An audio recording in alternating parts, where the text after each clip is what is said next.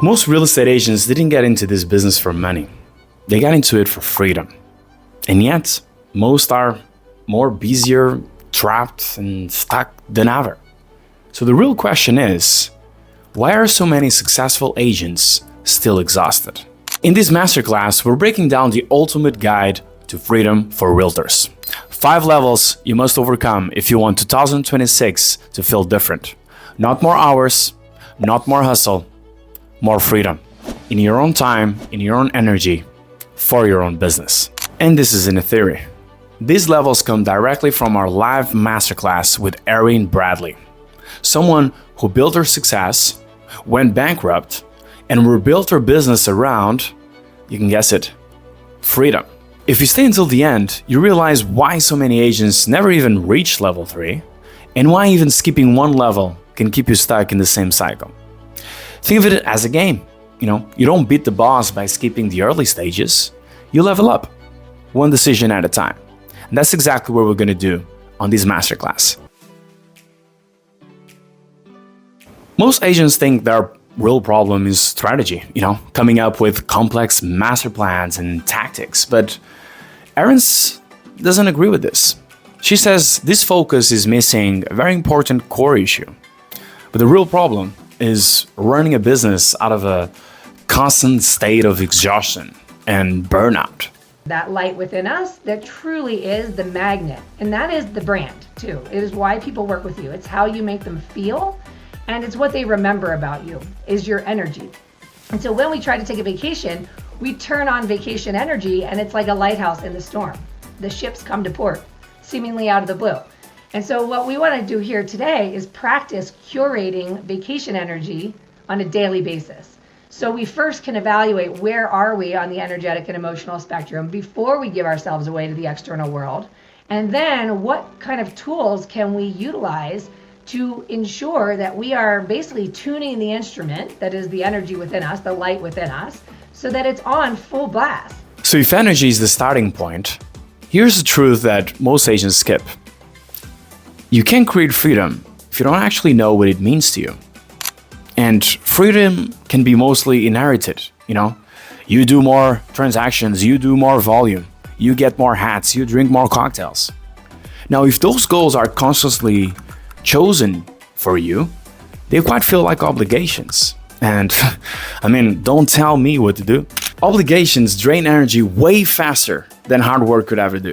That's why before moving into, scaling and systems and growth, let's take a pause and ask a very important question. What are you actually building this business for? That's where level 2 begins. Before we design the life you truly want, we need to deconstruct the one that you're currently building. Most agents chase goals they never chose. So Erin asks one simple question. What does freedom feel like? How would you describe freedom if you were going to describe a feeling? Like, what does freedom feel like? What do we imagine? How many of us have said to ourselves, when business picks up, I'll fill in the blanks. And then when business is really busy, we're like, when things slow down, I'll fill in the blanks. So if you could use a word to describe what freedom feels like, how would you describe it? Like, what would be the word that you would use that we think we're after when we've achieved all of our goals and all our needs are met and then some, and we're in overflow? What does it feel like? Most people would use this moment right now to see what freedom can feel like. Peaceful, happiness, satisfied, comfortable, relaxed. Over our lifetime, we've been conditioned to believe that we measure our worth in productivity. And so whenever we are facing uncertainty in our business or in our lives, oftentimes we seek the Band-Aid for the emotion in action.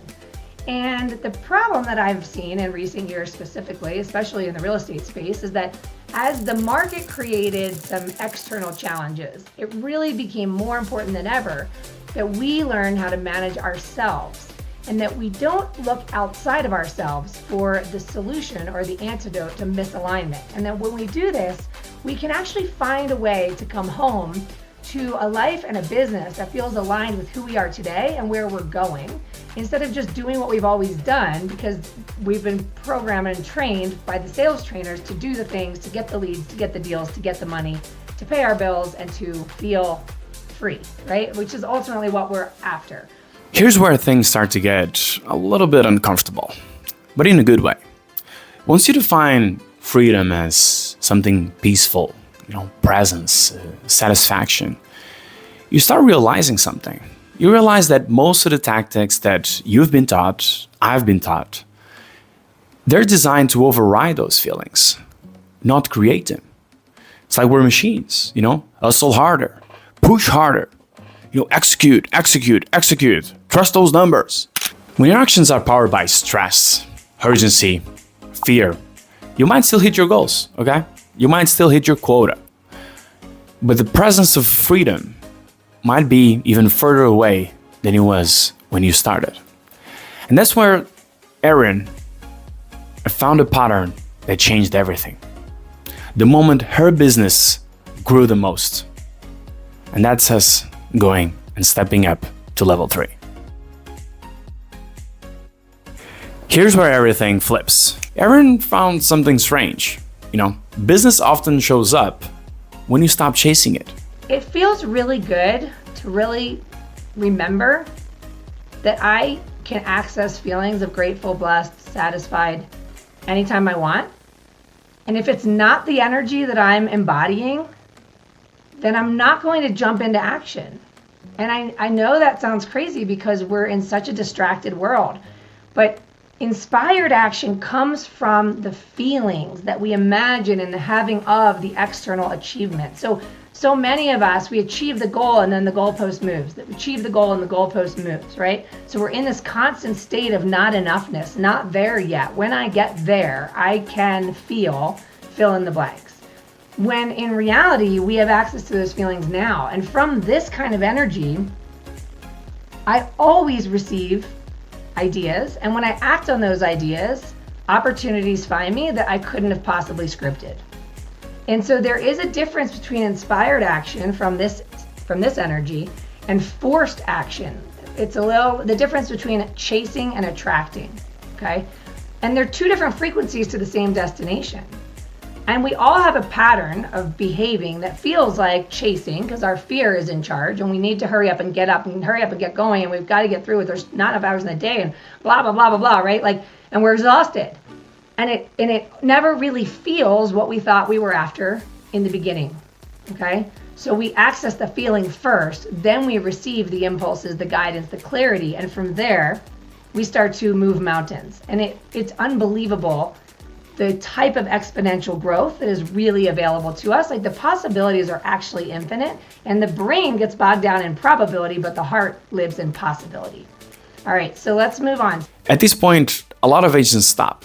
They hear, stop chasing, start attracting, and they think, okay, I just need to work on my energy. I'm just gonna buy more crystals. But attraction without action is just waiting. And energy without decision is not gonna change the outcomes. This is where most people get stuck. They see the vision, they feel inspired, but they don't change anything. Because right after inspiration comes resistance. This is the moment where clarity meets fear. You start seeing what's no longer working, but also what you have to let go of. A role, a habit, a way of operating, an identity you've outgrown. And suddenly, a sentence appears. I wish I could, but. That but is the gatekeeper. It's the gap between insight and transformation. And crossing it requires much more than energy allows you to. It requires a decision. Welcome to level 4. As I mentioned before, every agent has their own version of I wish I could, but sentence, right? I wish I could scale, but I wish I could step back, but I wish I could spend more time with my family, but. I'm assuming everybody here has at some point either quit a job or broken up with somebody. And before you had the courage to have that hard conversation, my suspicion is you were tolerating for quite some time, right? So we tolerate and we tell ourselves, it's fine. It's not that bad. It's fine. It's fine, right? But deep down inside, we feel that we've outgrown this. And when we make that decision and we have the courage to say, I'm done, this is my point of no return, enough is enough, you altered the trajectory of your life, right? Like you can go back to those moments in time that became pivotal moments in your life, pivotal decisions. And I like to use the visual of like going up an escalator to new levels in your life. Because every time you had the audacity to be bold and end something, you opened new doors as a result. And it's like going up the escalator to the next level version of you that's done tolerating those outdated thoughts, beliefs, and behaviors. And rarely do we want to go back down the escalator. I mean, sometimes we want to go down the escalator and pull people up alongside of us, but if they're not ready to go because they haven't made the decisions for themselves, and sometimes we do go to new levels and it's going to be an entirely different landscape, new relationships, new opportunities, new people, but we can't see what's on level 2. We can't see what's through door number 1 if we keep second guessing and staying in door number 2, door number 1. You get the idea, right? And so easier said than done, right? If we've been playing it safe for a long time, playing small, and we feel called to more, we have a lot of stories going on in our head, and that chatter is loud, and it can be louder than the voice in your heart. So your heart knows, I feel ready for more. I know I'm done tolerating, but your brain is like, yeah, but does more mean more sacrifice? Like we sometimes fear too much as we fear too little. So how do we shift ourselves to get to a place where we say yes in spite of the fear? Like when we make decisions to move forward with fear along for the ride. So the first thing I want you to do is just acknowledge if you've ever felt any of these things. Have you ever felt distracted, frustrated, overwhelmed, uncertain, exhausted, worried, discouraged, stressed, anxious, insecure? I know you have, because you're not special. I always tell people, you're not special. You're just human. Like that's the human experience. We move along the energetic and emotional scale all the time, right? We could be having an amazing day and then something horrific can happen, or we can get in an argument, or we can have a difficult client, and all of a sudden we're ripped right back into a different state of mind or a state of emotion. And from there, things start to feel heavy and hard. True freedom isn't found in certainty, but in the power of your decisions. The kind of power that can change your whole timeline. Often, our desires come with a but, which signals fear, right? When you follow I can't with a justification, you're not just expressing fear, you're also defending it. And then this defense, this story, it becomes your excuse. So who sets the limits? You know, it's crucial to ask, says who? Like the universe is never gonna stop asking you, what do you truly want? It's up to us to make those timeline altering decisions. And this is where freedom becomes practical, where vision turns into structure, where courage turns into sustainability. This last level isn't about doing more. It's about building a business that sustains the life you've decided to pursue. The final level isn't about doing more. It's about removing what drains you. The only difference between us and the person living the life we want is a decision. Those decisions change timeline. They don't come easily, and they often end up being the smartest decisions. And whatever happens between somebody else on chapter 1 and chapter 10, we have no clue. So it may look easy for somebody else to make bold decisions, but you don't know how many times they've skinned their knees. We all have our battle wounds. We all have our scars, right? So instead of saying, I can't, try what if. Like, what if I took the summer off and traveled Europe? What if we took a 6-month RV road trip? What if we moved to a ski town? What if I quit the mortgage business? And from here, you can design a life. The truth of the matter is, I didn't ever have any of the things all figured out. And my fear was so loud that it was certainty almost. Like I was so sure, and I tolerated for far too long before I had the courage to have the conversation. And then it turns out fear is a liar, okay? So you can dreamstorm instead of business plan, right? I wonder if I could double my business and not double my exhaustion. I wonder if I could hire a team member that would be a rock star that changes my life. Am I scared? Yes. but I wonder if it's possible. It changes everything. And then you take your wish, I wish I could, and simply replace it with I've decided to. Okay?